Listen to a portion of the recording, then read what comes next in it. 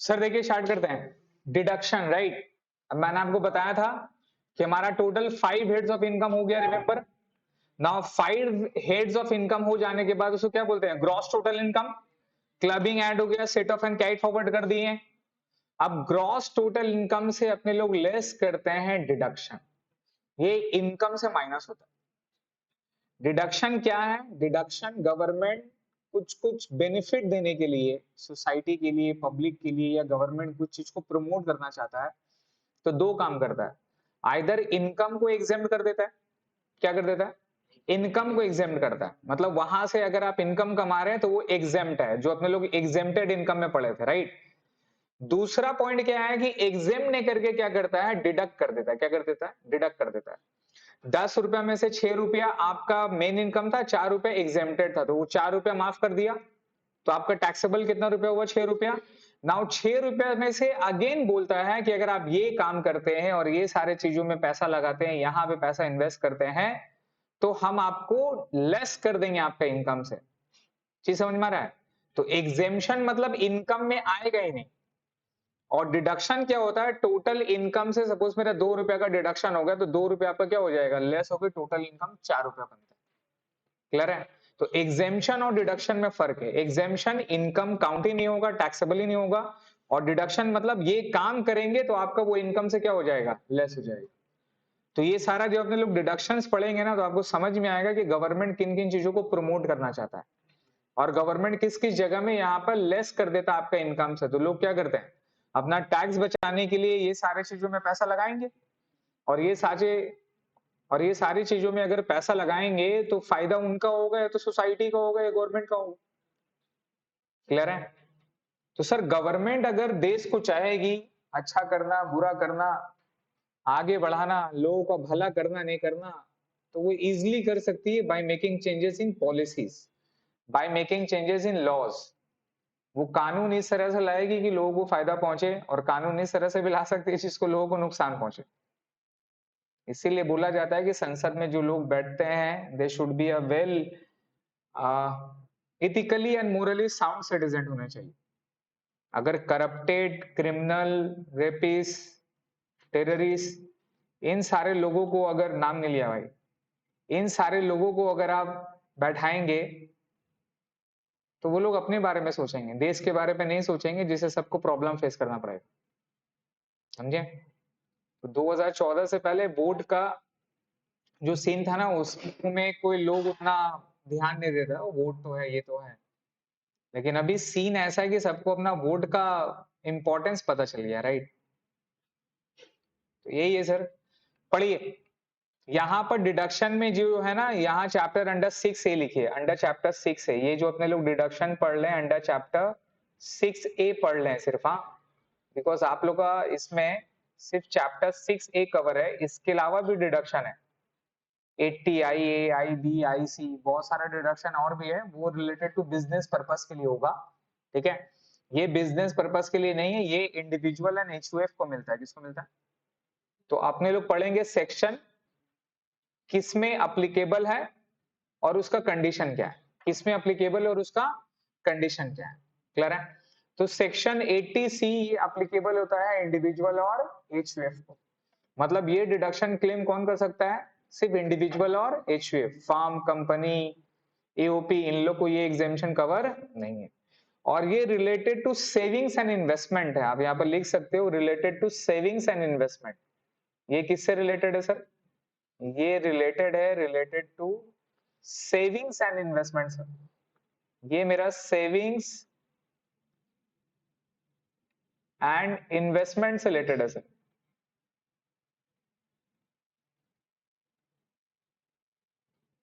ठीक है, ये सेविंग्स एंड इन्वेस्टमेंट से रिलेटेड है sir.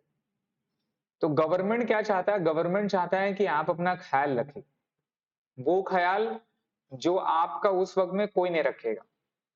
That is your time of old age. सब अभी बच्चे हैं, जवान होंगे, शादी होगी, बच्चे होंगे, फिर आप बूढ़े होंगे, राइट। तो जब तक हेल्थ है तब तक सब सही है। जैसे हेल्थ डाउन होगा तो चीजें क्या होगी, धीरे धीरे डिफिकल्ट हो जाएगी, जो अर्निंग था वो अर्निंग नहीं होगा, जो दूसरे को सहारा देते थे अब खुद का सहारा किसी और का सहारा बनना होगा। चीज समझ में आ रहा है? तो ओल्ड एज में ये सारा प्रॉब्लम होता है, और ओल्ड एज में सबसे ज्यादा प्रॉब्लम अगर इंसान का हेल्थ इश्यूज होता है, लेकिन अगर फाइनेंशियल पर्सपेक्टिव से अगर वो सेटल्ड है तो ओल्ड एज आराम से कट जाता है। अदरवाइज काफी चैलेंजिंग और काफी दिक्कत होता है। आप देखते होंगे आपके गली वगैरह पे बाहर पे बहुत सारे औरतें होंगे, बहुत सारे लोग होंगे, ओल्ड एज पीपल बाहर में ऐसे घूमते रहते हैं, भीख मांगते हैं, नहीं मांगते हैं, राइट? तो समवेयर रीजन क्या है? समवेयर रीजन क्या है? रीजन समझिए, ये काफी इंपॉर्टेंट डिडक्शन है सर, और इसका विजन बहुत बड़ा है। समवेयर रीजन क्या है ऐसे लोगों का?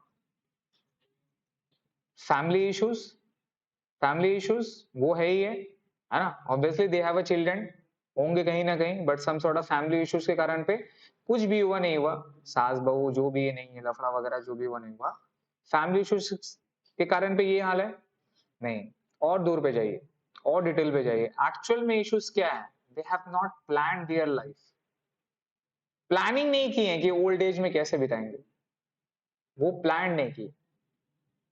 तो जो लोग प्लानिंग के साथ चलते हैं सर, कि अभी अपने लोग कमा रहे हैं, सर्टेन एज के बाद में मैं भी नहीं कमा पाऊंगा, मैं भी नहीं कमा पाऊंगा आफ्टर 20 ईयर्स 15 ईयर्स के बाद, जैसे मैं अभी एफर्ट कर रहा हूं मैं भी नहीं कर पाऊंगा।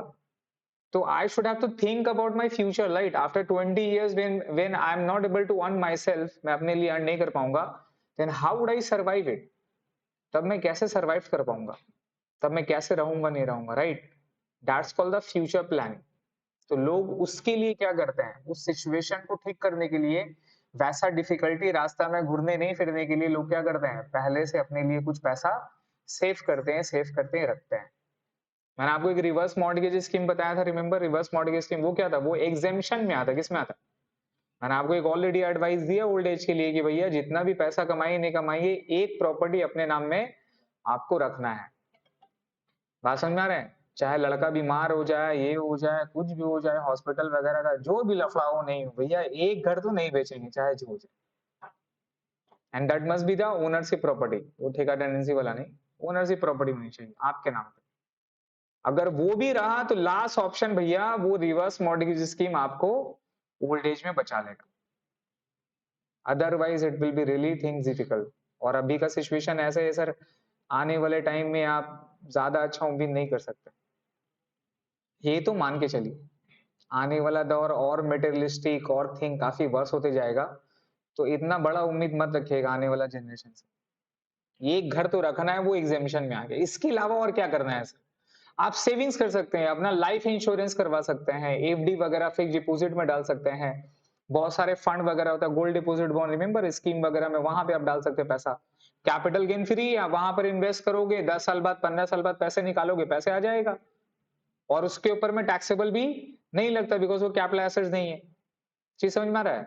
तो ये सारे जगहों पे इन्वेस्टमेंट करके अपने लोग ओल्ड एज में क्या कर सकते हैं, पैसा निकाल के फिर वर्ल्ड टूर, बहुत सारे ऐसे लोग जो वर्ल्ड टूर करते हैं ना ओल्ड एज में, बहुत सारे ऐसे लोग हैं जो कि आराम से लाइफ जीते हैं, बहुत सारे लोग हैं जिनका पेंशन वगैरह से पैसा आता है, लेकिन अब तो गवर्नमेंट पेंशन वगैरह हटा चुका है, आपको प्रोविडेंट फंड मिलता है, क्या मिलता है?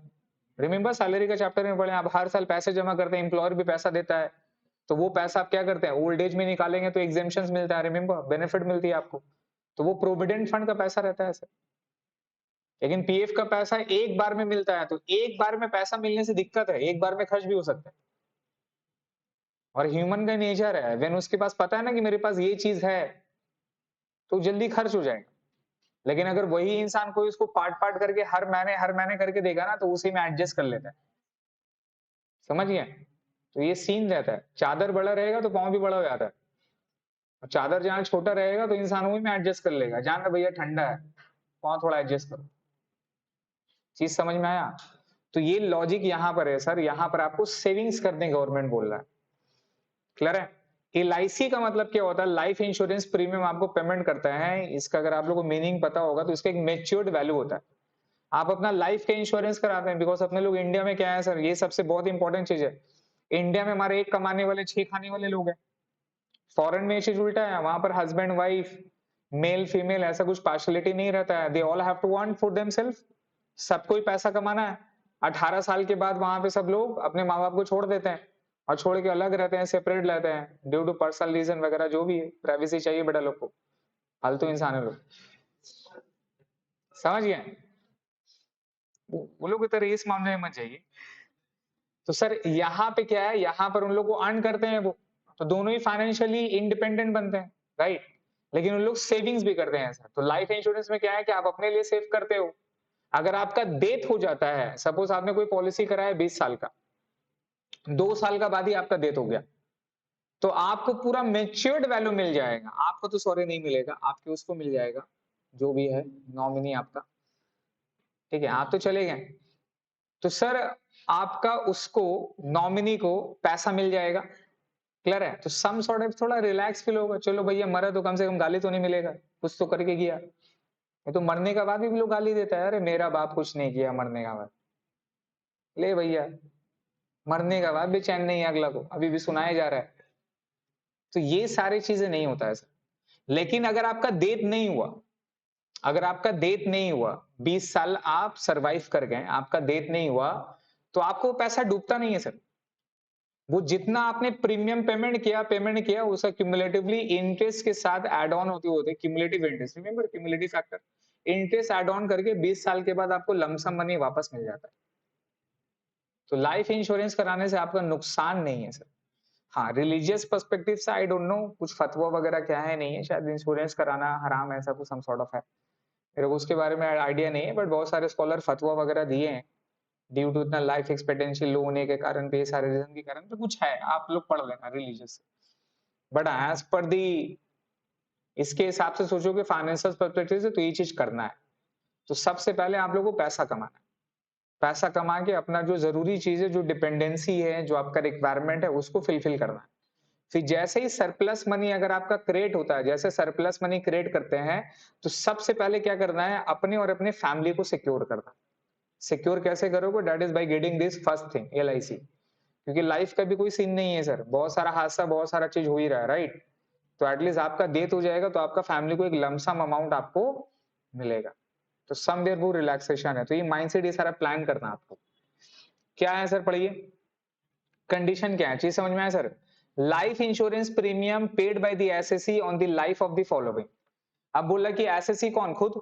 तो एसएससी अपना खुद का इंश्योरेंस कराता है, और हिमसेल्फ और हिज फैमिली। अब वो और उसका फैमिली में क्या आता है sir? Individual, himself, spouse. Now spouse there is a word meaning है, हस्बैंड के लिए वाइफ को बोला जाता है और वाइफ के लिए हस्बैंड को बोला जाता है। तो स्पाउस में लिटरली मेल फीमेल दोनों आता है, क्लियर है? अगर वाइफ एसएससी है तो अपना वो हस्बैंड का इंश्योरेंस करा के क्लेम कर सकती है, और अगर हस्बैंड एसएससी है तो अपना वाइफ का इंश्योरेंस करा के क्लेम कर सकता है, वो डिडक्शन ले लेगा।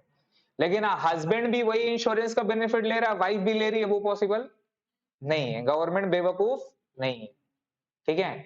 मासूम है, बेवकूफ नहीं। तो आप उसको बेवकूफ मत समझिएगा सर। तो दो में से एक को ही डिडक्शन मिलेगा। एंड क्या लिखा हुआ? And dependent children, and dependent children. Now dependent में क्या आता है? Whether minor, major, married, unmarried, adopted, dependent children. Now dependent का मतलब क्या हो गया? जो आपके पैसे पे डिपेंड नहीं है, आपसे झगड़ा होता है तो वो आपको आवाज रिवर्ट कर सकता है, वो पावर उसके पास आ गया, बिकॉज ऑफ वो क्या है? इंडिपेंडेंट है। लड़का या बच्चा कब तक आपका सुनता है? जब तक आपके पैसे में वो पलता है। जैसे ही थोड़ा सा पैसा देख लिया, कमाना चालू हो जाएगा, फिर रिवॉल्ट चालू बेटा। आप लोग भी करिएगा, करिएगा। कभी ना कभी, कहीं ना कहीं कुछ ऐसा बात होगा, हेटेड होगा, वो भड़ास 10 साल का, 5 साल का, वो निकलेगा। अरे सर, लिख के दे बॉन्ड पेपर में, गुस्सा में आएगा, किसी में आएगा, वो निकलेगा। भले ही थोड़ा बोलते बोलते रोक दीजिएगा अपने आप को, आगा तो जरूर। पैसा कमाने के बाद भैया थोड़ा बहुत तो रुबाब, थोड़ा बहुत तो चेंज तो होगा ही होगा। और वो चेंजेस सबसे पहले इंसान कहाँ दिखाता है? घर में दिखाता है। क्लियर हो गया सर? तो whether minor, major, married, unmarried. तो डिपेंडेंट का मतलब वो हो गया जो फाइनेंशियली डिपेंडेंट नहीं। अगर आपका बच्चा स्टार चाइल्ड है तो आपको पाल लेगा वो। पापा बस बहुत हुआ, 5 साल का हो गया, अब रही, अब मत कमाइए, हम कमा रहे हैं। सलार क्या चाहिए, ऐसा बच्चा हो जाए तो आदमी मतलब ना दुआ करेगा हर जगह, हर मजार में जाएगा, तो ऐसा बच्चा दे दे मेरे को, समझ गए। और ऐसा बच्चे लोग ना आइडियल हो जाएगा फिर बाकी मम्मी लोग के लिए, ए देख उसको देख, उसको देख। चार ठो, चार चार स्टाइल चल चाहिए, चार चाहिए वो भी, अभी एक बहुत है। पहले एक पैदा कैसे करेगा वो सोच, वो तो बात का बात है। स्टार चाइल्ड अबे होता कैसे, प्रोसेस तो समझ, क्या चाहिए नहीं चाहिए।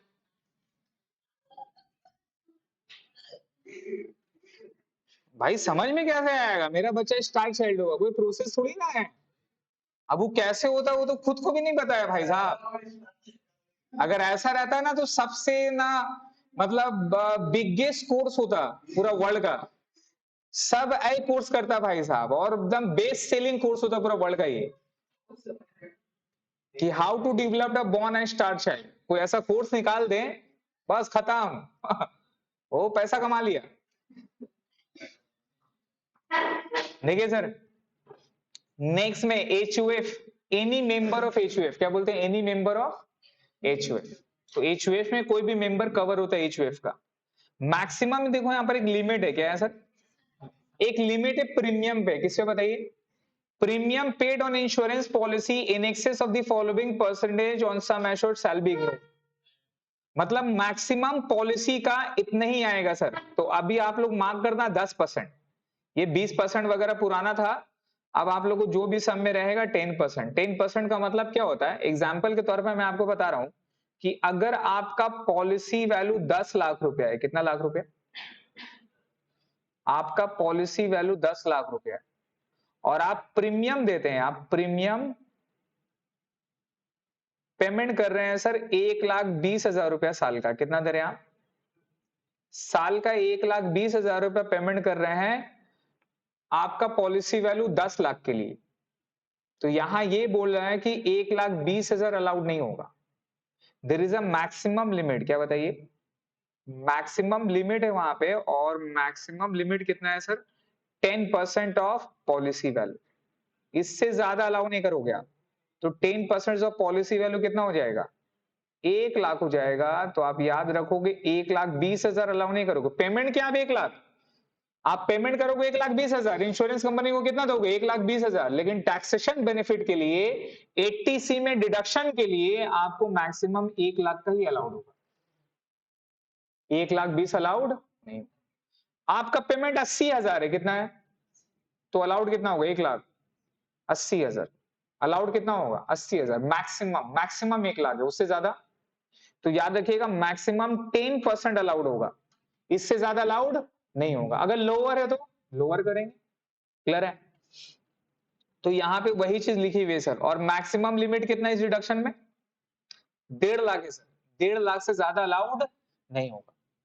आप इमेजिन करो ना भाई, 1.5 लाख रुपया अगर आप हर साल सेव कर रहे हो, हर साल 1.5 लाख रुपया सेव कर रहे हो, तो एक तो पहला बात, इनकम 5 लाख क्या था, एग्जाम, प्लस 1.5 लाख और लेस हो रहा है, मतलब टोटल इनकम कितना एग्जाम हो जा रहा है, आप 6.5 लाख। आप चेक करो, ग्रॉस टोटल इनकम 6.5 लाख रहा, 80C में 1,50,000 रहा, तो लेस करके कितना आ गया, 5 लाख आ गया, और 5 लाख का नीचे क्या है, नील है। तो अगर आप ये 1.5 लाख का डिडक्शन क्लेम करते हो, तो आपका इनकम कितना एग्जाम हो जाएगा, 6.5 लाख तक एग्जाम हो जाएगा, क्लियर है। अब 80C में सिर्फ LIC कवर नहीं है सर, यहां मैंने आपको बताया था सेविंग्स एंड इन्वेस्टमेंट, रिमेंबर, तो यहां पर और भी बहुत सारी चीजें है सर। याद रखिएगा, अगर डिसेबल पर्सन है तो उसके लिए 15% है, कितना परसेंट है, मैक्सिमम लिमिट कितना है, 15% है।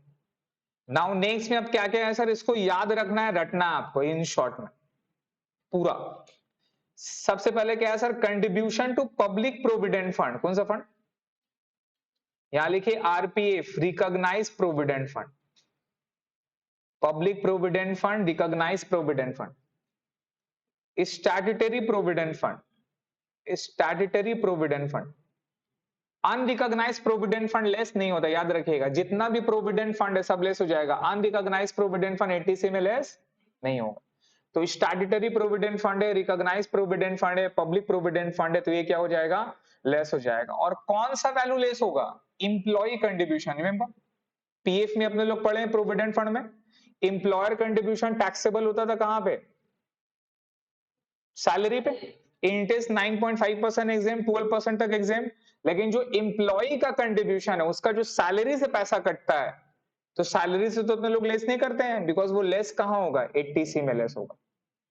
तो इंप्लॉय का कंट्रीब्यूशन जो प्रोविडेंट फंड में रहता है वो यहां 80C में आप कवर करोगे। क्लियर है? नेक्स्ट में sir, contribution towards any government bonds और नोटिफाइड गवर्नमेंट स्कीम। नेक्स्ट में लिखा, इसको याद रखिएगा, contribution to national saving certificate, NSC 8 issue. NSC ये क्या होता है ना, ये सेविंग्स स्कीम रहता है गवर्नमेंट का। ये 5 साल के लिए होता है। कितना साल के लिए? 5 साल के बाद छठा साल में पूरा इंटरेस्ट और पूरा इनकम आपका वापस आ जाता है, आपको वापस मिल जाता है। तो 5 साल के लिए। अब इसमें ये फंड है ना सर, इसका याद रखिएगा, interest up to 5th year is also allowed. ये इंपॉर्टेंट है। अब इंटरेस्ट इसका क्या रहता है, सपोज मैंने 1 लाख का एनएससी में डाला 5% इंटरेस्ट पे, तो हर साल मेरे को कितना मिलेगा, 5,000। तो ये 5,000 जो मुझे मिला है ना, ये अदर सोर्सेज में टैक्सेबल हो जाएगा 5,000 का। लेकिन ये 5,000 फिर से री इन्वेस्ट हो जाता है। मतलब नेक्स्ट ईयर का इन्वेस्टमेंट कितना हो जाएगा, 1 लाख प्लस 5,000, 1 लाख 5,000 हो जाएगा। समझ में आ रहा है? अब फिर से नेक्स्ट ईयर में 5,000 का 1 लाख 5 के ऊपर में इंटरेस्ट मिलेगा। तो इंटरेस्ट क्यूमुलेटिव होता रहता है। चीज क्लियर है? तो ये इंटरेस्ट मेरे पास इनकम फ्रॉम अदर सोर्सेज में टैक्सेबल करेंगे, लेकिन ये फिर से 80C में क्या हो जाएगा, लेस हो जाएगा। फिर से टैक्सेबल होगा, फिर से लेस हो जाएगा, टैक्सेबल होगा, लेस होगा। लेकिन छठा साल में जो पैसा वापस तो मिला इंटरेस्ट, लेकिन वो दोबारा री इन्वेस्ट नहीं होगा। इसलिए छठा साल का इंटरेस्ट अपने लोग माइनस नहीं करते हैं। सिर्फ कितना साल का इंटरेस्ट माइनस करते हैं, 5th ईयर का। तो आपको इंटरेस्ट ऑन एनएससी बोलेगा टोटल 8,000, उसमें बोलेगा 6 ईयर का इंटरेस्ट 2,000 है। कितना है, 2,000 है। तो आप लेस कितना करोगे, 6,000 लेस करोगे। अप टू 5 ईयर का इंटरेस्ट एनएससी इंटरेस्ट के ऊपर में लेस होता है। याद रहेगा? तो एनएससी में याद रखिएगा, छठा साल का इंटरेस्ट लेस नहीं होता है, उसको इग्नोर करते हैं। केवल इंटरेस्ट 5 साल तक लेस होगा, बिकॉज वो क्या होता है, री इन्वेस्ट होता है। नेक्स्ट में उसके बाद sir, contribution made to unique link plan, ULIP. ULIP नाम सुने आप, म्यूचुअल फंड वगैरह पे यूलिप अपने लोग डालते हैं। UTI, unit trust of India, LIC. LIC में अगर आप प्लान वगैरह कुछ लेते हैं, सेविंग्स स्कीम वगैरह लेते हैं, कुछ ग्रेचुइटी फंड हो गया, रिटायरमेंट फंड हो गया, ये सारा स्कीम में अगर आप इन्वेस्ट करते हैं तो वो भी आपको 80C में डिडक्शन मिलेगा। Payment towards notified NBD plan. NBD plan क्या होता है सर, ये इंश्योरेंस का बहुत सारा टेक्निक है। एनबीडी प्लान क्या होता है, पैसा दिए, लमसम मनी 10 लाख रुपया दिए, और 10 साल के बाद वो आपको हर महीने कुछ रुपया देगा। It's like a pension. अभी आप, आपके पास पैसे है, 10 साल बाद आपके पास पैसे हो नहीं हो, तो आप उसको सिक्योर करने के लिए क्या कर सकते हो, ये एलआईसी वगैरह ये स्कीम में आप पैसा डाल सकते हो एक बार में। अब बैंक वाला फिर 10 साल के बाद में आपको क्या करता है सर, आपको सर्टेन अमाउंट हर महीना पैसा देता है, जिसको रिटायरमेंट स्कीम बोलते हैं, एनबीडी प्लान भी बोलते हैं। नेक्स्ट में क्या है sir, payment as subscription to home loan account scheme और नोटिफाइड पेंशन स्कीम और notified pension fund of housing bank. Clear है? तो हाउसिंग बैंक वगैरह ये सारा लेस होता है। नेक्स्ट में sir, payment of instalment of principal on housing loan from any banks और गवर्नमेंट ऑथोराइज्ड इंस्टीट्यूशन। अब ये क्या है सर, अब रिमेंबर, आप जो होम लोन लेते हैं, होम लोन लेते हैं ना, होम लोन, तो सर होम लोन लेने से दो फायदा है। होम लोन लेने से दो फायदा है। एक तो उसका जो इंटरेस्ट है अप टू ₹2 लाख तक, रिमेंबर सेल्फ ऑक्युपाइड में 2 लाख तक का इंटरेस्ट क्या होता है, हाउस प्रॉपर्टी में लेस होता है। दूसरा क्या पॉइंट है, जो उसका प्रिंसिपल मनी है, कौन सा मनी, प्रिंसिपल अमाउंट जो है वो मेरा लेस होता है 80C में। जो प्रिंसिपल अमाउंट है वो मेरा कहां लेस होता है, 80C। क्लियर है? तो होम लोन लेने से दो फायदा होगा, एक तो आपको टैक्सेशन बेनिफिट मिल रहा है, प्रिंसिपल यहां लेस हो गया 1.5 लाख तक का, और अगर इंटरेस्ट 2 लाख है तो 2 लाख का इंटरेस्ट कहां पे लेस हो जाता है, आपका हाउस प्रॉपर्टी पे। तो अगर आप टोटल काउंट करोगे तो 5 लाख का इनकम में से इंटरेस्ट 2 लाख हो गया, 7 लाख, वहां पे टोटल 7 लाख, प्लस यहाँ पे 1.5 लाख का टोटल कितना हो गया, 8.5 लाख तक का इनकम आप क्या कर सकते हो, लेस कर सकते हो। बड़ा बड़ा क्लाइंट जिसका 10 लाख, 12 लाख, 15 लाख का इनकम है, उसका अपने लोग टैक्स प्लानिंग करते हैं। उसको अपने लोग बोलते हैं भैया 10 लाख के नीचे कैसे आए, बिकॉज 10 लाख के ऊपर तो 30% है। अगर 5 लाख का भी इनकम रहा भैया, 5 लाख का 30% कितना हो गया, 1.5 लाख रुपया प्लस हर साल 4%, अगला का 1,70,000 रुपया तो टैक्स बन जाता है। अब एज अ प्रोफेशनल आपको उन लोगों का पैसा बचाना, तो what he will do, he will plan those thing, को प्लान बताओ। आपके पास पैसा है 1.5 लाख रुपया महीना, आप 15 लाख रुपया साल का कमा रहे हो, सर एक लोन लीजिए, एक होम लोन उठाइए, रहिए आराम से, आपका इनकम भी लेस हो जाएगा। बैंक को जो आप पैसा, आप रेंट तो देते हैं, रेंट देते हैं तो ये चारे क्लेम करते हैं, लोन ले उठाइए, और 2 प्रॉपर्टी आपका लेस हो ही सकता है, तो एक में रेंट में भी रहिए, एक क्या करिए, लोन पे रहिए, बोलिए अपना फैमिली वहां रहता है हम यहाँ रहते हैं, मिल जाएगा डिडक्शन, कोई प्रॉब्लम नहीं। समझ रहे हैं? तो ये सारा प्लानिंग, ये सारा टेक्निक उन लोगों को बताना। 1.5 लाख रुपया का अगला का बचाएंगे तो 20,000 आपको नहीं देगा, नहीं देगा क्या, आराम से देगा सर। समझ आ रहा है? नेक्स्ट में sir, payment of stamp duty and registry charges during the purchase of any property, तो ये भी मिल गया सर। अगर आपने कोई प्रॉपर्टी खरीदा है तो उसको रजिस्ट्री करवाओगे, स्टैम्प ड्यूटी का पेमेंट करोगे, तो वो भी 80C में डिडक्शन मिलता है आपको। क्लियर है?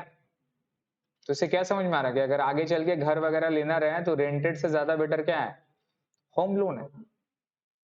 ठीक है, प्रोवाइडेड चुका पाए आप। नेक्स्ट में sir, investment as a term deposit और अ फिक्स डिपॉजिट 5 इयर्स और मोर, याद रखिएगा टर्म डिपॉजिट और फिक्स डिपॉजिट 5 साल या उससे ज्यादा होना चाहिए, उससे कम का फिक्स डिपॉजिट अलाउड नहीं होगा। नेक्स्ट में investment as fix deposit for a period of 5 years और more with a schedule bank of post office. Clear है?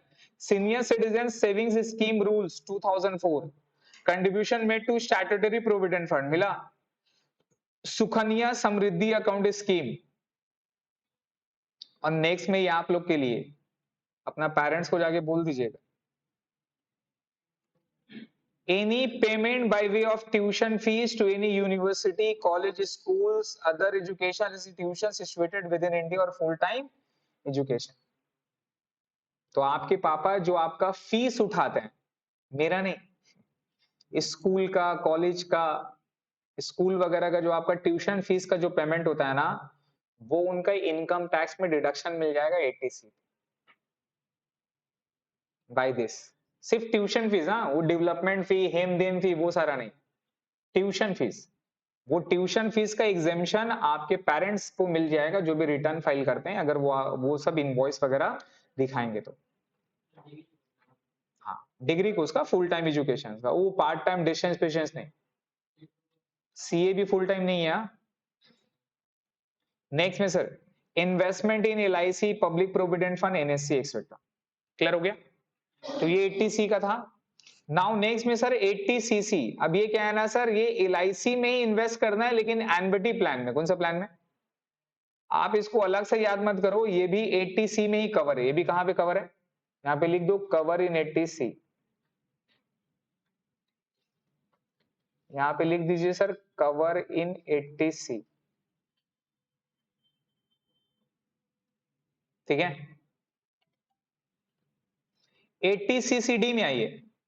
अब ये 80CCD का डिडक्शन इंपॉर्टेंट है, क्या बोला, ये सिर्फ इंडिविजुअल के लिए, किसके लिए? पहले क्या था 80C इंडिविजुअल एंड एचयूएफ था, अभी सिर्फ किसके लिए, इंडिविजुअल के लिए। और क्या बोला, assessee has in the previous year paid और डिपॉजिटेड, एक minute,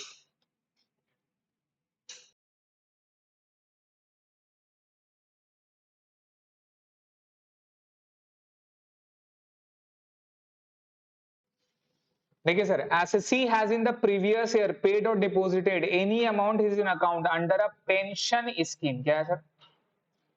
under a pension scheme notified by the central government. जैसा कि न्यू पेंशन स्कीम है, अटल पेंशन योजना है, अभी एनपीएस स्कीम है। क्या स्कीम है? एनपीएस। एनपीएस स्कीम में अगर एम्प्लॉय पैसा अगर लेता है और वहां पे पैसा रखता है, ठीक है, however amount received by the nominee NPS on the date is exempted from the tax। तो अगर कोई भी पेमेंट अगर आप एनपीएस में करते हैं, नेशनल पेंशन स्कीम, क्या बोलते हैं, नेशनल पेंशन स्कीम में अगर आप करते हैं तो 80 सीसीडी का डिडक्शन मिलता है आपको, ठीक है। In case of salaried individual क्या लिखा हुआ है, aggregate of the amount paid और deposited in pension scheme by himself bye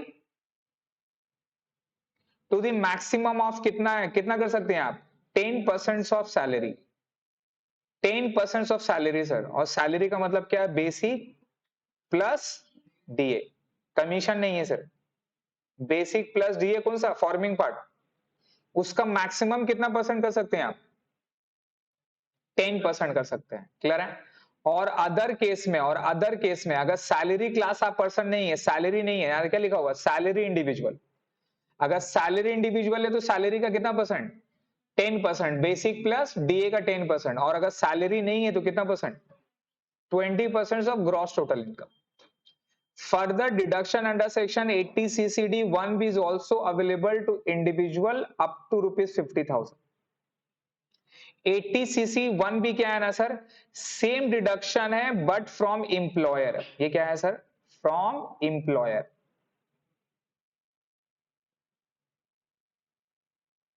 ये क्या है सर, 80 CC D1B क्या है सर, ये इंप्लॉयर है।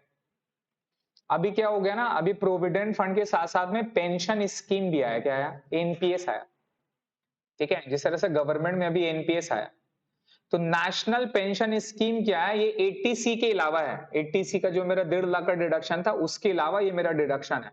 अब यहाँ पर 2 पॉइंट है, यहाँ इंप्लॉयर भी देता है और ये भी देता है, पीएफ हट गया, पीएफ का जगह क्या आ गया, एनपीएस आ रहा है। कुछ लोग एनपीएस देते हैं, कुछ लोग पीएफ देते हैं। अगर एनपीएस में अगर आप भी दे रहे हैं, आपका इंप्लॉयर भी दे रहा है, तो आपका जितना डिडक्शन है वो कितना है सर, 10% ऑफ सैलरी। वो कौन सा सेक्शन में कवर है, वो 80 सीसीडी में कवर है। कहां कवर है, 80 सीसीडी में कवर है आपका 10% ऑफ बेसिक सैलरी। अगर सैलरी इंडिविजुअल है तो, और नहीं है तो कितना परसेंट, 20% ऑफ जीटीआई, क्लियर है, मैक्सिमम। प्लस अगर आपका एम्प्लॉयर भी अगर एनपीएस स्कीम में आपका सैलरी से पैसा काट के दे रहा है, या एक्स्ट्रा अगर वो भी एनपीएस में कंट्रीब्यूट कर रहा है आपके नाम में, तब मैक्सिमम कितना मिलेगा सर, 50,000। कितना मिलेगा सर, 50,000, याद रहेगा, ठीक है।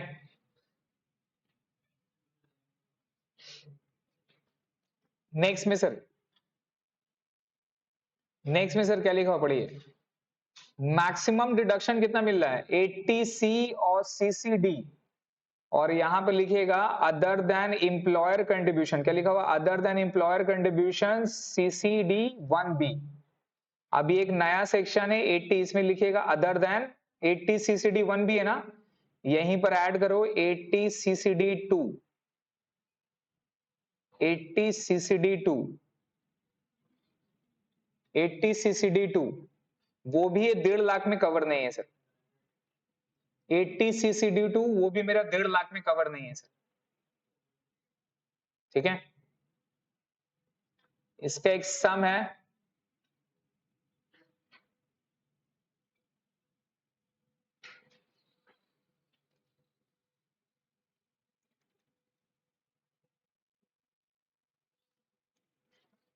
एक सम करते हैं सर।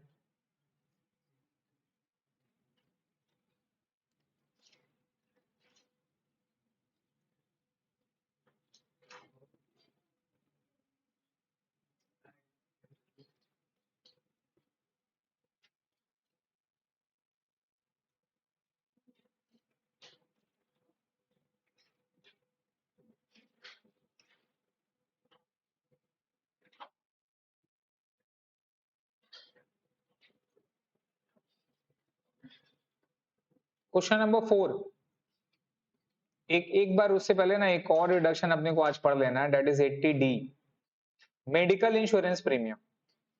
तो 80C क्या है सर, सेविंग्स एंड इन्वेस्टमेंट के लिए सेक्शन कौन सा है, 80C, याद रखना आपको। नाउ 80D का जो मेरा डिडक्शन है, ये लिखेगा फॉर मेडिक्लेम, फॉर मेडिक्लेम।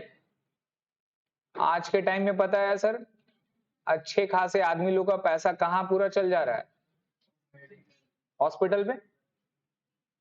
पता चला बेटा जिंदगी भर का पूंजी 1 महीना में खत्म, झुल, कैसे, because of some accident, some disease, clear है, जिसकी वजह से हॉस्पिटल वाला बहुत कमाता है। क्लियर है सर। तो इस चीज को रोकने के लिए ये जो रिस्क है, ये रिस्क को भी कम करने के लिए मेडिकल इंश्योरेंस होता है। कौन सा insurance? Life insurance, medical insurance अलग है। लाइफ इंश्योरेंस मैच्योर्ड होता है on the death of any person, policy value तब मिलता है, राइट। अदरवाइज आपको सरेंडर वैल्यू जितना आपने दिया वो मेच्योरिटी के बाद आपको मिल जाता है। डेथ इंश्योरेंस, लाइफ इंश्योरेंस में क्या हो गया, मेडिकल इंश्योरेंस में क्या हो गया, अगर आपका एक्सीडेंट हो गया या अगर आप हॉस्पिटलाइज हुए, क्या हुए, हॉस्पिटलाइज हुए, तो अगर आप अपना मेडिकल इंश्योरेंस करा के रखे हैं तो जो इंश्योरेंस कंपनी है वो आपको पेमेंट करता है, वो हॉस्पिटल का खर्चा वो पेमेंट करता है। दो तरह का पेमेंट होता है, एक होता है कैशलेस, मतलब आपको इनिशियल में 5,000 10,000 को डिपॉजिट देना, बाकी पूरा पेमेंट कौन करता है, इंश्योरेंस कंपनी करती है, आपको पैसे देने की जरूरत नहीं है। दूसरा होता है कि पहले पैसा दे दो, फिर डॉक्यूमेंट वगैरह कितना दिया पूरा बिल वगैरह लेके फिर आपको क्या करना है, रिइंबर्समेंट करना पड़ता है। क्या करना पड़ता है? तो मेडिकल इंश्योरेंस भी जरूरी है और इसका प्रीमियम काफी कम होता है। महज 5 लाख रुपए का अगर आप इंश्योरेंस करेंगे तो शायद साल का 7,000 6,000 रुपए का प्रीमियम है। आप लोगों का एज कम है तो 4-5 हजार होगा, जिसका एज ज्यादा रहता है तो प्रीमियम का भी अमाउंट हाई होता है। आई थिंक मैंने अपनी फैमिली का कराया, मेरा और अपना पूरा फैमिली का, फैमिली में डैड इज मदर का, तो अराउंड कितना, 12,000 7,000 19,000 रुपए पड़ा एक साल का। समझ रहे हैं, विच इज गुड, कम है ये। अभी आप लोग को ज्यादा लग रहा है, कम है ये, लेकिन अगर कल को कोई एक्सीडेंट हो गया, कोई सिचुएशन हो गया, तो भैया 5 लाख रुपए देने से तो बेटर है कि हम 19,000 रुपए दे के रिस्क ले लें। लेकिन इसका ये एक इशू है सर, अगर सपोज एक साल में कुछ नहीं हुआ, एक साल में कुछ नहीं हुआ, आप जिसका मेडिकल इंश्योरेंस करा रहे वो पर्सन का कुछ नहीं हुआ, आप अपना कराए आपको कुछ नहीं हुआ, अल्लाह ना करे आपको कुछ हो, ये पैसा डालते हैं ऐसा नहीं कुछ होने के लिए, ये ऐसा नहीं भैया पैसा डाले तो वसूल करना, चलो बेटा हॉस्पिटल, साला कुछ बीमारी निकालते हैं, चलो हॉस्पिटल पैसा वसूल करना है, ऐसा तो कोई नहीं सोचता ना भाई साहब। तब तो अलग लेवल का इंसान होगा वो, है ना, महान आदमी है। तो सर ये मेडिकल इंश्योरेंस कराते हैं रिस्क को अवर्स करने के लिए, रोकने के लिए। अब ये करा दिए, अगर एक साल में कुछ इंसिडेंट नहीं हुआ, कुछ नहीं हुआ, इसका मतलब वो पैसा डेड लॉस, मतलब वो पैसा आपका चला गया, वो पैसा वापस नहीं आएगा। This is called insurance premium, बता रहा हूं, this is called dead loss. तो इंश्योरेंस प्रीमियम, रिमेंबर आप लोगों का खर्चा आपने देखा है बिजनेस में, इंश्योरेंस प्रीमियम, तो बिजनेस भी जो इंश्योरेंस कराती है वो क्या रहता है, ये थर्ड पार्टी लॉस रहता है ना, वो इंश्योरेंस कराती है, थेफ्ट का इंश्योरेंस कराती है, फायर का, स्टॉक का इंश्योरेंस होता है, बिल्डिंग का इंश्योरेंस होता है, प्लांट एंड मशीन का इंश्योरेंस होता है, आपका मोबाइल का इंश्योरेंस, लैपटॉप का भी इंश्योरेंस आता है, पता है कि नहीं। तो वो सारा जो इंश्योरेंस कराते किस लिए, अगेंस्ट डैमेजेस। तो इंसान का भी इंश्योरेंस होता है अगेंस्ट डैमेजेस, हॉस्पिटल का बिल वो देगा। लेकिन अगर कुछ नहीं हुआ, अल्लाह ना करे कुछ हो, तो वो पैसा एक साल के बाद लैप्स हो जाता है, फिर अगला साल फिर पैसा दीजिए कम, इसीलिए उसका अमाउंट क्या रहती है, कम रहता है। तो टेक्निक मेडिकल इंश्योरेंस का क्या होता है ना सर, टेक्निक क्या है ना, लॉजिकल क्या है, एक्चुअली अगर आप लोग कोई कोर्स करेंगे ना तो समझ में आएगा, they are the maker of a policy basically. तो माइंडसेट ये था कि भैया 100 लोग हैं, अब 100 लोग में से डेली तो 100 लोग नहीं ना मरेगा, एक साल में तो 100 लोग तो नहीं जाएगा, 4-5 लोग एक साल में मरेगा। लेकिन अगर हम 100 लोग से प्रीमियम उठाते हैं 7,000 10,000 रुपए का, तो 100 लोग से मेरा प्रीमियम कितना हो गया, करीब 10 लाख रुपए आ गया। चीज समझ में आ रहा है। अब उसमें से 2-3 लोग मरेंगे, 1 लोग मरेंगे, या 1 लोग 2 लोग 3 लोग हॉस्पिटलाइज होंगे, बात समझ में आ रहा है। तो उनका हॉस्पिटल का खर्चा मेरा हो जाएगा, लेकिन बाकी पैसा तो बचेगा। तो वो काइंड ऑफ अर्निंग सर, वो काइंड ऑफ माइंडसेट जो कि अलग लेवल का अर्निंग वहां पर चल गया, वो हो गया इंश्योरेंस पे। आप सोच सकते हो वहां पर ह्यूमन का फ्यूचर के साथ गेम खेल के उन लोग अर्न कर रहे हैं। कला नहीं है ये, मैथ्स है, और सबका पढ़ाई है, एजुकेशन है, इंश्योरेंस का अलग फील्ड है। इसका अगर आप फील्ड जानना चाहते हो ना, it is the risk taking activities, ये सारा ना रिस्क में कवर होता है, और रिस्क का एक अलग दुनिया है, उसका अलग पढ़ाई है, अलग लेवल है वो सर। और उसकी पढ़ाई को बोला जाता है बेसिकली एक्चुअरीज, एक्चुअरी सर।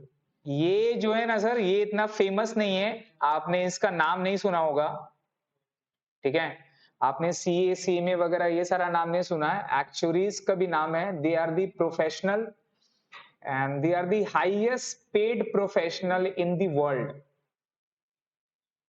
ठीक है, इंडिया में आज के टाइम में ऑलमोस्ट 5 लाख से 6 लाख चार्टर्ड अकाउंटेंट होंगे पूरा वर्ल्ड ओवर में। पूरा मतलब इंडिया के हिसाब से एक्चुअली जो Indian institute of actuary of India है, जिस तरह से आईसीए इसका भी एक इंस्टीट्यूट एक प्रोफेशनल बॉडी है, आज के हिसाब से पूरा ऑल ओवर इंडिया में केवल 200 एक्चुअरीज हैं जो कंप्लीटेड एक्चुअरी है। इसका टोटल 16 पेपर है और काफी डिफिकल्ट एग्जाम है, मतलब कि one of the toughest. CA का बाप है, सीए कुछ नहीं इसके सामने, सीए इसके सामने कुछ नहीं। करने वाला करता है, ब्राइटेस्ट माइंड। इसका starting package 3 lakh rupees per month है। स्टार्टिंग पैकेज 3 लाख है, वो भी अगर कौन जो बंदा 16 पेपर में से 8-9 निकाल लिया, 10 निकाल लिया, उसका जो 16 पेपर अगर निकाल लिया तो इंडिया में रहेगा ही नहीं वो। उसको जरूरत ही नहीं है यहाँ पे रहने का। बाहर में जाएगा तो स्टार्टिंग मोर देन करोड़ कमाएगा आईएनआर पे। इतना डिमांड है इसका। और basically most of the insurance companies hiring, insurance company, risk taking company, IT company, cyber security company, ये सारी कंपनी लोग को हायर करते हैं। तो बेसिकली हर एक जो पॉलिसी बनता है ना, जैसा कि सुकन्या समृद्धि स्कीम, एलआईसी का कोई भी प्लान वगैरह पकड़ दिए, जो पॉलिसी बनाने वाला है, they are the maker of policies. समझ रहे हैं? तो मैंने आज तक कोई एक्चुअली से नहीं मिला हूं अभी तक। लोगों को चिराग लेके खोजना पड़ेगा इंडिया में। बहुत सारे एक्चुअली का ऑफिस है लेकिन सब वर्चुअल ऑफिस है, सब बाहर में सेटल्ड है। यहाँ पर एक तो ऑफिस खोल के रख दिया लाइक अ फॉरेन कंपनी, यहाँ से भी काम चल रहा है, वहां से काम चल रहा है। इन शॉर्ट में देखिए, सीए बनने के बाद तो लोग पैसे कमाते हैं, नो डाउट, बट ये बनने के बाद में सर पैसा क्या है, आपको बोलोगे क्या है ये सर, फालतू चीज।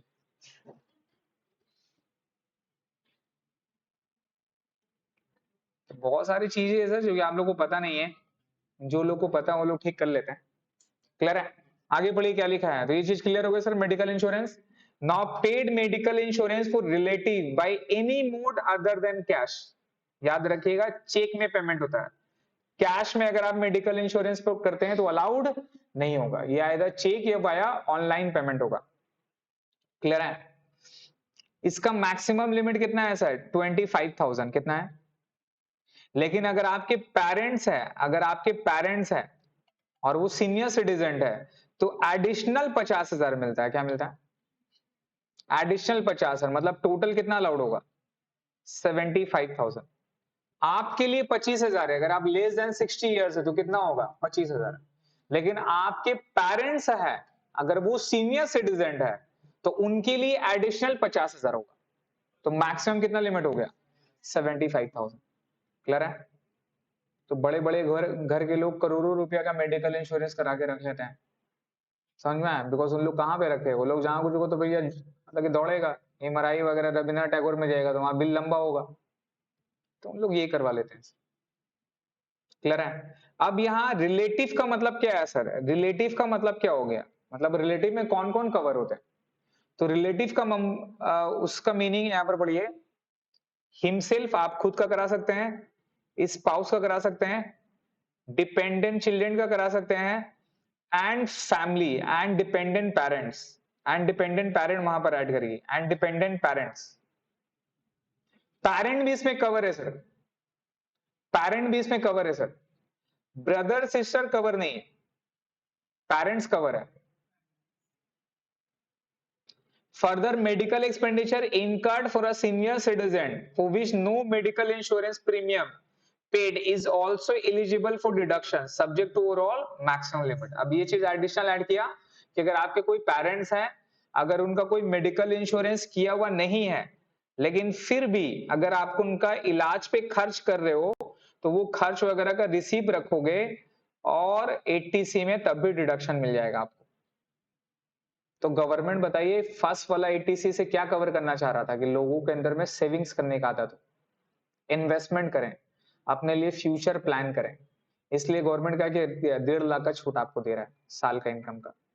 दूसरा क्या कर रहा है सर, आपको बोला मेडिकल इंश्योरेंस करवाओ और आपका पेरेंट्स को भी कवर करवाया, सो दैट आप अपने पेरेंट्स का भी इंश्योरेंस करवाओ और टैक्स बचाने का लालच में ये हेल्प करो। क्लियर है?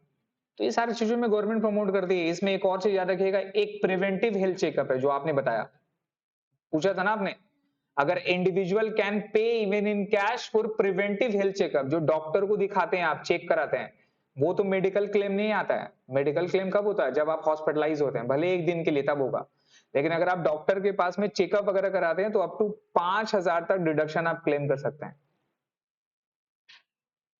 और मैं आपको एडवाइस दूं, अगर 80D का डिडक्शन दे रहे हैं तो 5,000 रुपए चुपचाप इसमें डाल दीजिएगा, कुछ नहीं आएगा। तो टोटल डिडक्शन कितना हो गया? 5 लाख प्लस 1.5 लाख, 6.5 लाख प्लस 75,000, 7,25,000 का मैक्सिमम डिडक्शन, मैक्सिमम टैक्स आपका लेस कर सकते हो। अभी ये चारे फिचारे काउंट नहीं किया, ये चारे इंटरेस्ट ऑन लोन 2 लाख, तो 9.5 लाख वहां पर हो गया, प्लस अगर आप ये चारे का काउंट करोगे 40% सैलरी का, 30% सैलरी का, तो 10-12 लाख का तो इनकम ऐसे ही हो गया सर। तो अगर आप प्रॉपर प्लान करेंगे तो अपना सैलरी का 12 लाख रुपया सैलरी आप अपना आराम से लेस करवा सकते हैं। This is why when I was an employee I have never paid tax. TDS कटा था, बाद में रिफंड आता था, ठीक है, वो सारा प्रोविजन पढ़ोगे आप लोग। ये टोटल इनकम हो जाने के बाद में रिफंड कैसे क्लेम करते हो, वो हमारा प्रोसीजर वाला पार्ट है। अब ये चीज क्लियर हो गया, दोनों डिडक्शन। चलिए एक सम करते हैं अपने लोग। Illustration number 1 sir, page number 207 पे इलस्ट्रेशन नंबर 1 ये बनाएंगे अपने लोग। क्या बोला पढ़िए? From the following particulars in respect of others and authors of books find deduction under section 80C। 80C का डिडक्शन चाहिए फॉर द असेसमेंट ईयर 21-22। आपको क्या करना है सर, जो जो डिडक्शन में अलाउड होगा वो आपको लिखना है, खत्म। क्लियर है? तो हेडिंग पे लिखे statement showing amount of deduction under section 80C। Statement showing amount of deduction under section 80C।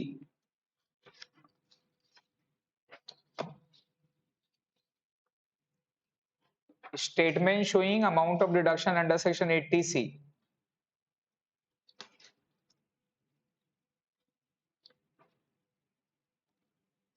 Statement showing amount of deduction under section 80C।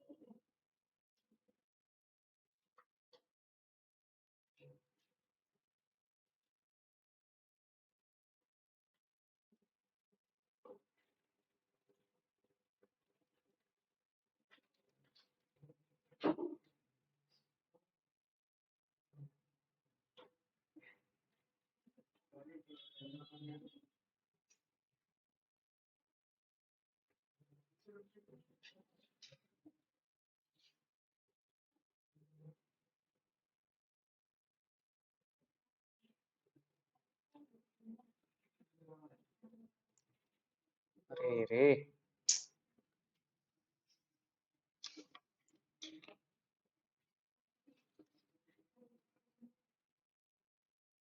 देखिए sir,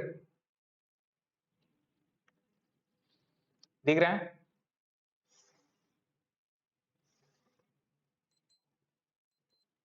format same, statement showing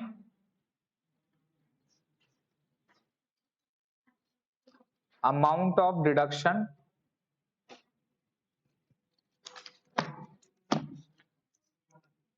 statement showing amount of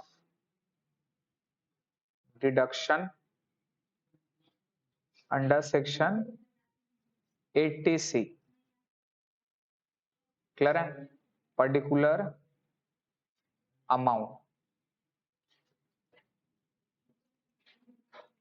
पढ़िए, करें। क्या लिखा सबसे पहले? Life insurance premium on his own life. यहां पर आगे चल के लिखेगा पॉलिसी वैल्यू ₹2 लाख। है तो लिखा हुआ नीचे में लिखा हुआ sir, sum assured on the above policy कितना है? 2 लाख है सर।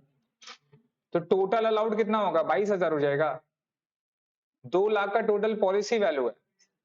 टोटल अलाउड कितना था? मैक्सिमम 10%। Remember, maximum 10%। तो LIC पेड,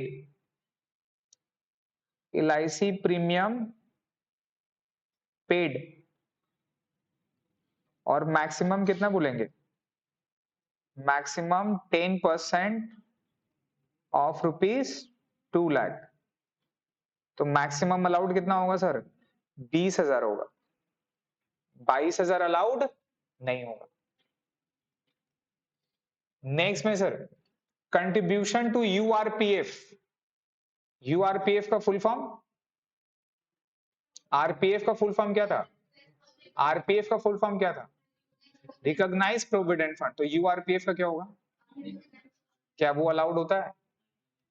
वो अलाउड नहीं होता है। तो कंट्रीब्यूशन टू RPF,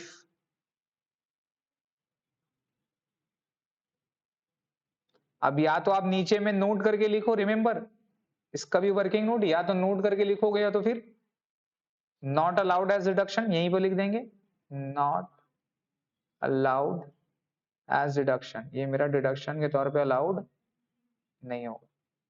कितना रुपया सर? नील। कोई आया क्या बाबू? देख तो कौन है?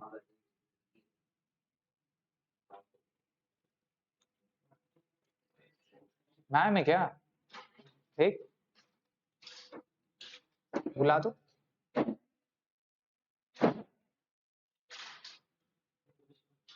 बुला ना, सूज में बुलाना।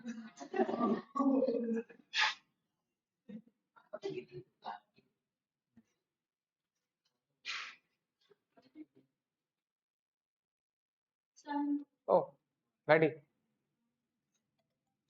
नेक्स्ट में sir, contribution to public provident fund sir.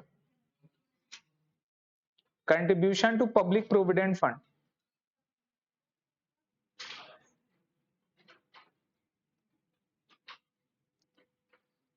Contribution to public provident fund कितना रुपया?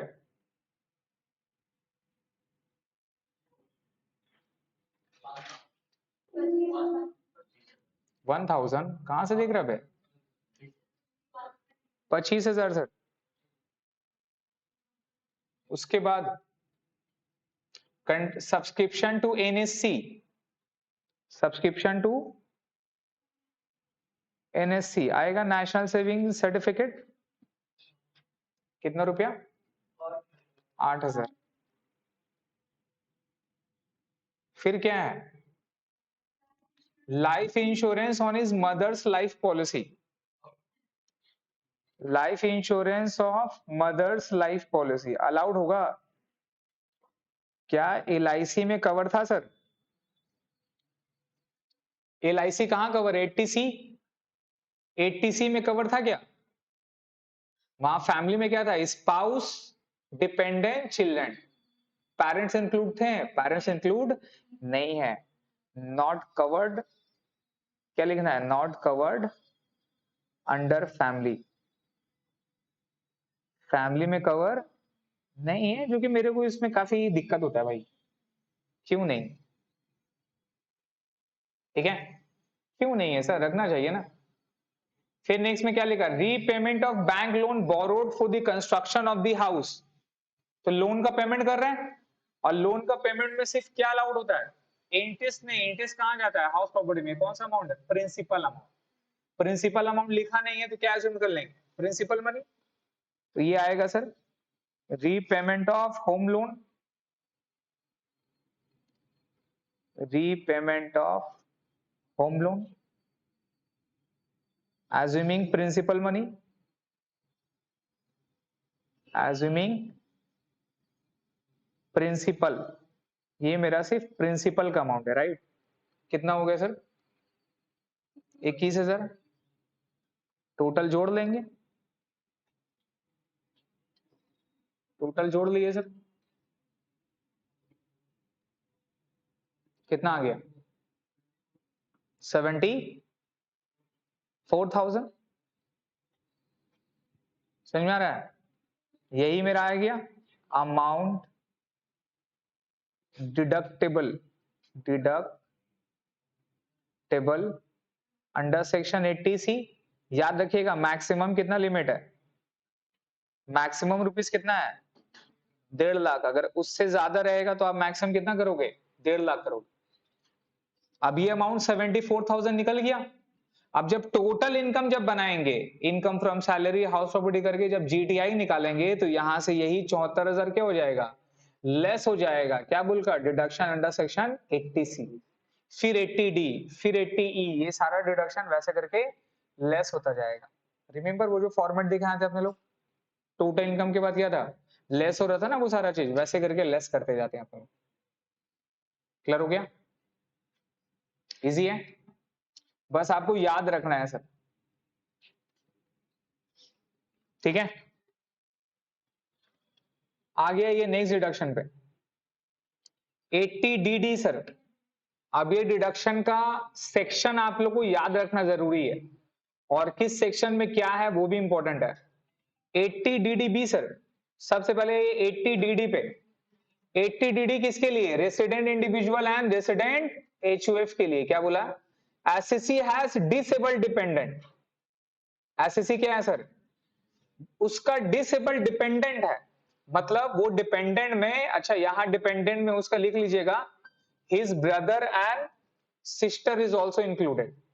डिपेंडेंट रिलेटिव में spouse, children, mother, father, brother, sister सब इंक्लूड होता है।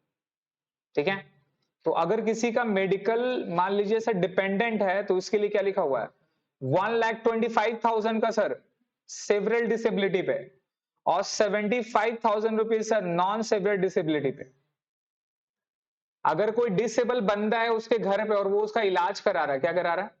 इलाज करा रहा है, उसका मेडिकल ट्रीटमेंट करा रहा है, या उसका नेसेसिटीज प्रोवाइड कर रहा है, क्या प्रोवाइड कर रहा है, तो उसको डिडक्शन मिल जाएगा उस बंदे को जो कर रहा है।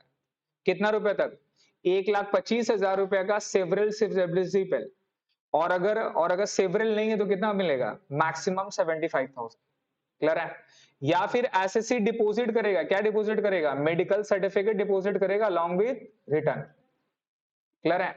यहां पर लिखिएगा ब्रैकेट में, यहां पर लिखिएगा फॉर इनकरिंग मेडिकल ट्रीटमेंट, यहां लिखे फॉर इनकरिंग मेडिकल ट्रीटमेंट और प्रोवाइडिंग नेसेसिटीज। एसएससी है डिसेबल्ड है ना, डिपेंडेंट रिलेटिव है, फॉर मेडिकल ट्रीटमेंट और providing necessities, for medical treatment और प्रोवाइडिंग नेसेसिटीज। ठीक है, मेडिकल ट्रीटमेंट और प्रोवाइडिंग नेसेसिटीज। तो यहां पर क्या बोल रहा है सर? अगर आपका कोई डिपेंडेंट है रिलेटिव में, ब्रदर, सिस्टर, कजन वगैरह कोई भी है, तो आप उसका अगर देखभाल करते हो, खर्च करते हो, तो गवर्नमेंट क्या करेगा? आपको डिडक्शन देता है। तो ये क्या कर रहा है? ये प्रमोट कर रहा है, क्योंकि जो लोग ऐसे रहते हैं उन लोग को छोड़ देते हैं, लेकिन चलो भैया कम से कम टैक्स का लालच आए बेकार कुछ तो कर लो। क्लियर है? नेक्स्ट वाला डिडक्शन इससे सिमिलर है, नीचे आइएगा 80U पे, देखिए एकदम नीचे होगा 80U। सिमिलर डिडक्शन सेम है, दोनों में फर्क क्या है? दोनों में फर्क क्या है? यहां एसएससी हिमसेल्फ डिसेबल है। अगर एसएससी हिमसेल्फ डिसेबल पर्सन है सर, सफरिंग कर रहा है कोई डिसेबिलिटी से, तो मेडिकल सर्टिफिकेट प्रोवाइड करेगा, और यहां पर फ्लैट डिडक्शन है, यहां पर लिख लीजिए फ्लैट, फ्लैट डिडक्शन आपको मिल जाएगा सर, फ्लैट डिडक्शन आपको मिल जाएगा। अगर सेवरल डिसेबिलिटी, सेवरल का मतलब हो गया मोर देन 80%, 80% और मोर।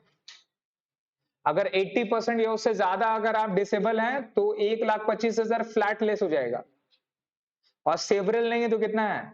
75। तो फर्क क्या हो रहा है सर दोनों में? अगर कोई डिसेबल बंदा आपके घर पे है, आप उसका इलाज करा रहे हो, आप उसका नेसेसिटी प्रोवाइड कर रहे हो, मेडिकल ट्रीटमेंट कर रहे हो, अगर वो सेवरल डिसेबल है तो 1,25,000 का बेनिफिट आपको मिलेगा मैक्सिमम। नॉन सेवरल है तो 75। आप खुद डिसेबल है तो भैया मेडिकल वगैरह खाली दिखा दो, 1,25,000 का डिडक्शन ले लो, खत्म। क्लियर है? तो डिसेबल बंदा है लेकिन वो अर्निंग कर रहा है। बहुत सारे ऐसे लोग हैं ना, गवर्नमेंट का कोटा भी ना डिसेबल का देखते हैं तो, है ना, and they are very talented.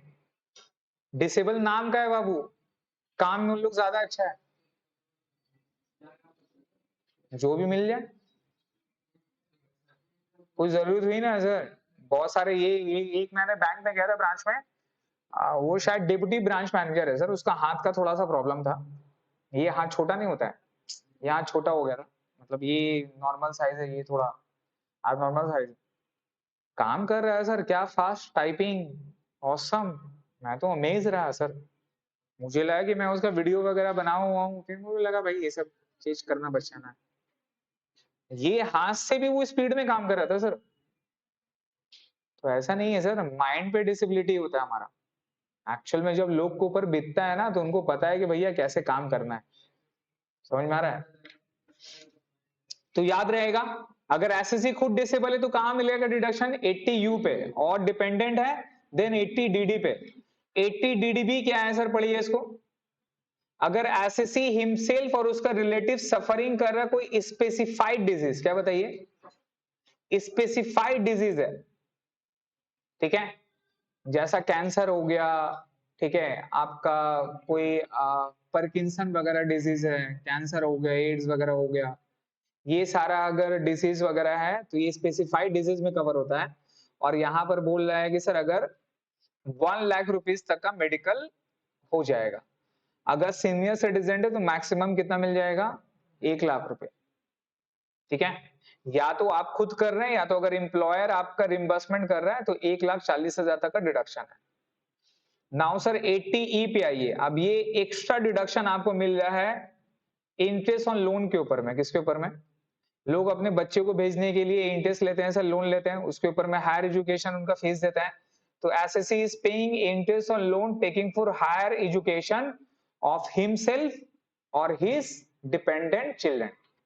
Of himself मान लिखिए, और his dependent children, taking for higher education of himself और हिज डिपेंडेंट चिल्ड्रन।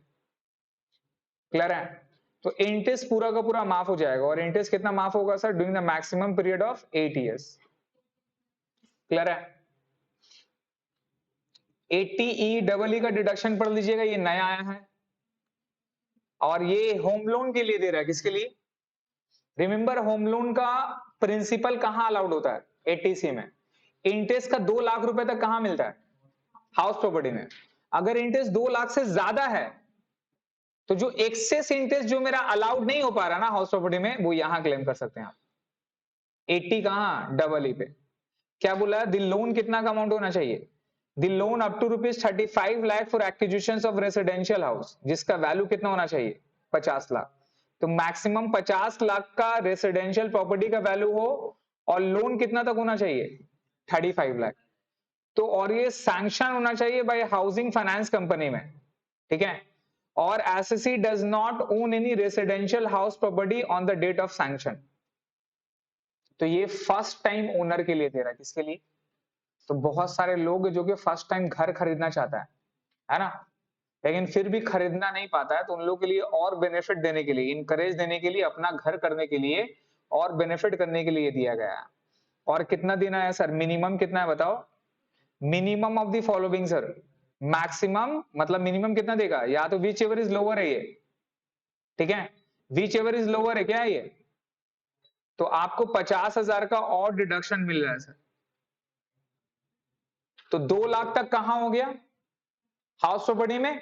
50,000 यहां हो गया, 2.5 लाख, और प्रिंसिपल मनी तो अलग आ ही गया। समझ रहे हैं? तो मौज ही मौज है। अच्छा, डबल डिडक्शन नहीं मिलेगा बेटा। हाउस प्रॉपर्टी में भी ले लिया, यहां भी ले लिया है, दोनों जगह मजा ले रहे हैं, वो नहीं होगा। दो में से एक जगह होगा। 80G वाला नेक्स्ट पे पढ़ेंगे अपने लोग, जीजीए, जीबी, जीसी वहां पढ़ेंगे। 80 टीटीए पे आइए। ये टीटीए क्या है सर? ये इंटरेस्ट है। किसके ऊपर में इंटरेस्ट? इंटरेस्ट अगर आपका सेविंग्स अकाउंट में मिल रहा है, पोस्ट ऑफिस में मिल रहा है, कोऑपरेटिव सोसाइटी में मिल रहा है, अगर आप इंडिविजुअल है, सीनियर सिटीजन नहीं है, नॉर्मल सिटीजन है, तो मैक्सिमम कितना है? 10,000। तो रिमेंबर इंटरेस्ट अपने लोग टैक्सेबल कहां करते थे? अदर सोर्सेज में, और फिर एग्जेम्प्ट कर देंगे कहां पर? 80 टीटीए में, अगर इंटरेस्ट 10,000 तक है। क्लियर है? तो गवर्नमेंट यहां पर क्या एनकरेज कर रहा है? बैंक में पैसा रखिए। कहां रखिए? बैंक वाला स्मार्ट है, बैंक वाला फंड करेगा। क्लियर है? और 10,000 रुपए तक का इंटरेस्ट क्या कर दे रहा? माफ कर दे रहा। लेकिन माफ करिएगा कौन सा अकाउंट? सेविंग्स। कौन सा अकाउंट? करंट अकाउंट में तो इंटरेस्ट मिलता ही नहीं है, और एफडी का इंटरेस्ट टैक्सेबल होता है, डिडक्शन पे नहीं आएगा। तो गवर्नमेंट क्या बोला? सेविंग्स करिए। और यही सेम चीज अगर सीनियर सिटीजन है तो डिडक्शन क्या है? टीटीबी में है, और उसके लिए डिडक्शन कितना है? क्लियर है? तो ये पूरा डिडक्शन अपने को पढ़कर आना है सर। 80 जीजी वाला जो डोनेशन वाला डिडक्शन है उसको भी होल्ड कर रहा है, बिकॉज उसका सम एग्जाम में आता है। उसको छोड़ के जितना भी डिडक्शन है उसका प्रोविजन पढ़ लीजिएगा, और सम नीचे से सॉल्व करिएगा सर। इलस्ट्रेशन नंबर 1 हो गया, इलस्ट्रेशन नंबर 2 नेक्स्ट क्लास में करेंगे अपने लोग, 3 भी नेक्स्ट क्लास में होगा, 4 भी करेंगे अपने लोग। क्वेश्चन में बनाइएगा ना sir, question number 1,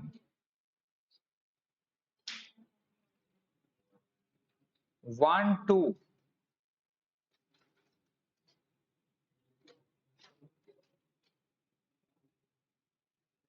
1, 2 and 4, 1, 2 and 4 sir, बस। ठीक है, ये करके आइए, फिर नेक्स्ट क्लास में करते हैं।